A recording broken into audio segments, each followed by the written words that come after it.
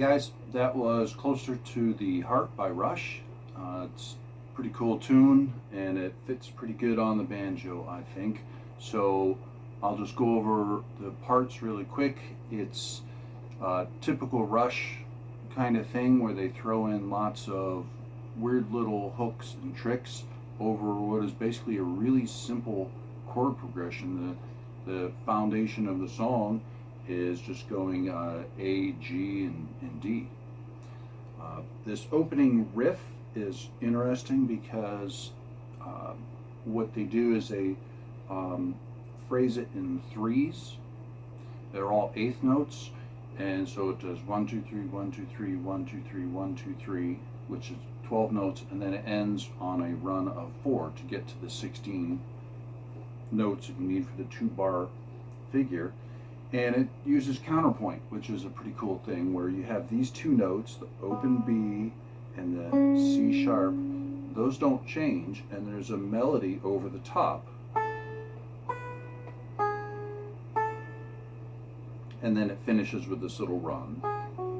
And there's different ways that you could do that run. Do that a little wrong.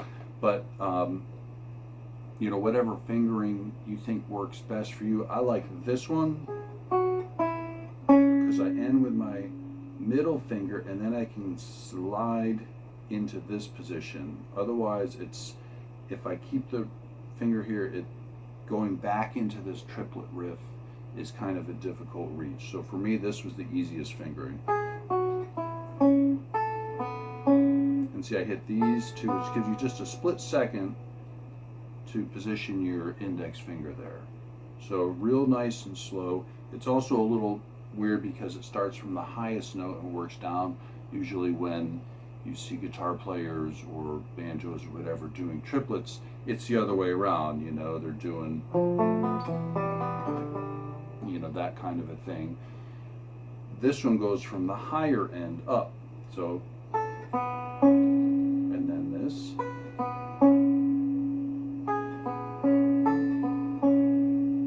So that's on this note, fret or string again, the D. It's a 7th fret, 9th fret, 6th fret, 7th fret. Okay.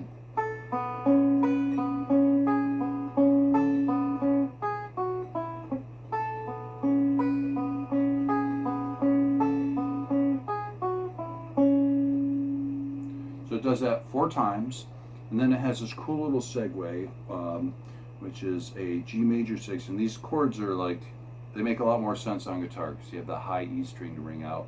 We don't on the banjo, so we got to figure out a way how to play this E. So with the G6, it's just a G, okay, G, B, D, and then, and I play it this way instead of here because I want that D to ring. You hear how those notes are ringing, you want that effect. Then it goes to a D major. It's a first inversion, so it's playing the 3rd on top, the F sharp. Now if you want to do a bar chord, you could. That for me is a tougher fingering. So I just play these two, okay, the F sharp here and the A here, and then I hit the open D. So just what I said before I didn't want to do. I don't have the notes ringing. So if you can do the bar chord or figure out some other fingering where you can get that D and E ringing, that would be an improvement on what I've got here. Then I do the F, major 7, so you got to get that E. And I just tilt my whole hand around. So I do get the effect here of the C and the E ringing out, but I lose any of the low end that I had going, but can't have everything.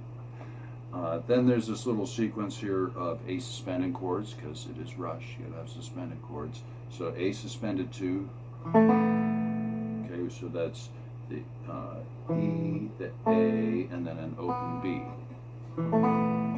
And then the suspended 4, so that's the D right there on the B string, and you wind up with it regular A. Does that twice. Then it goes into the verses. I had a little kind of chord melody a little bit. It's doing G. I'm sorry, that was an A. And that's your G. And then the D.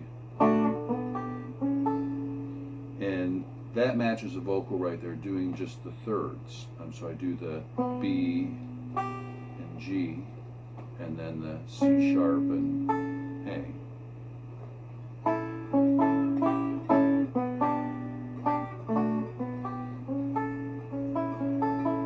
Then we move down to here, this A.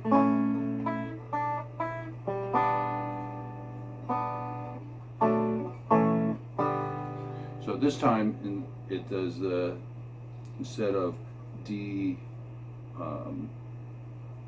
G and A, now it's doing D, A, and G. Oops. So instead of climbing back up, now it's dropping down. And it's also the voicings that lead you in that direction going down. And then we repeat, second verse, this is where the drums and bass come in.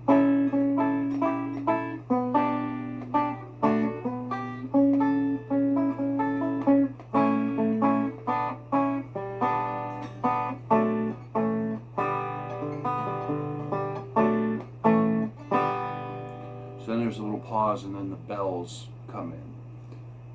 So we use some harmonics to get that 7th fret on the G, 7th fret on the D, 12th fret on the G.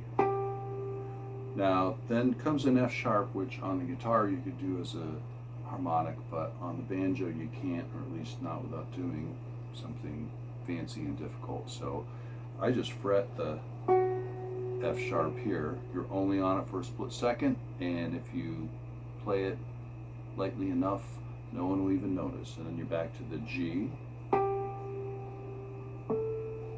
wind up on the 7th fret of the D. So to play that sequence,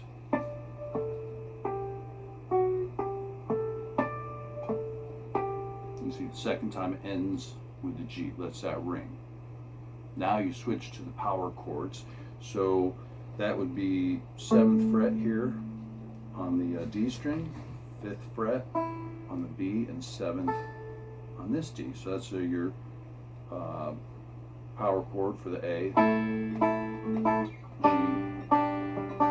For the D, I just do the full chord.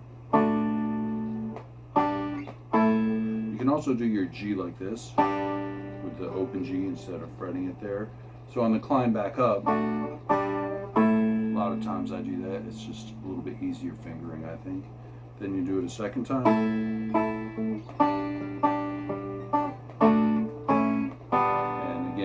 To that D, A, G this time, and a second time, and then a third one with staccato.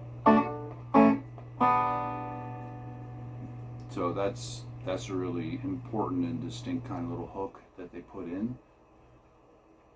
So you definitely want to do that. And then it goes to the guitar solo.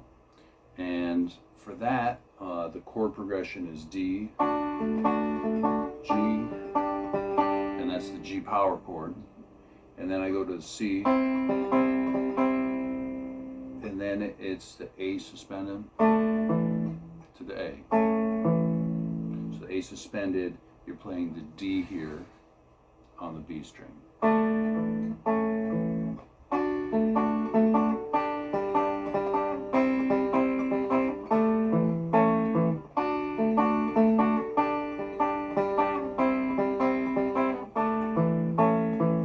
These chords, for me, I just like this plucking pattern where I hit just the two highest, the D and the B string, and then alternate that with what I'm playing on the bass for the G string.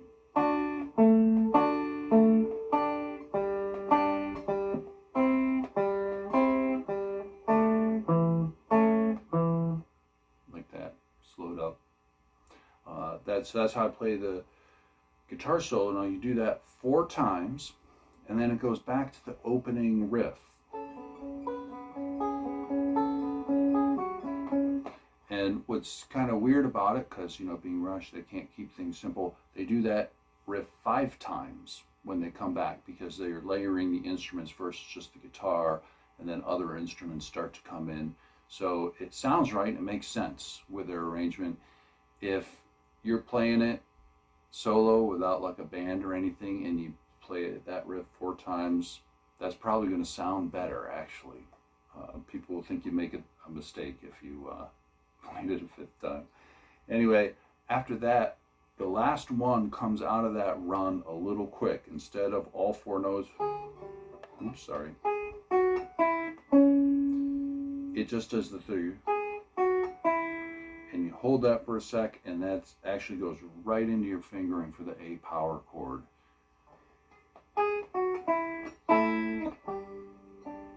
So you can go right into the ending, and it just does chorus. On the track, they fade out. I do it 3 times, and then I do it with the staccato, like we do before the bells. And then I use this little sequence again, because in the original track, they never play this little sequence again. It's pretty cool, and I just put it in at the end with a slight retard.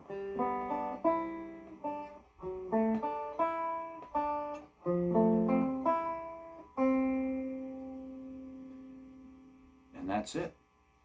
Pretty cool tune. The chords are nothing difficult, but you know, Rush throws some interesting little twists and curveballs into the arrangement.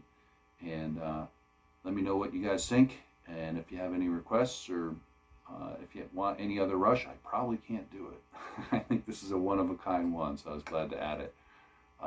Thanks.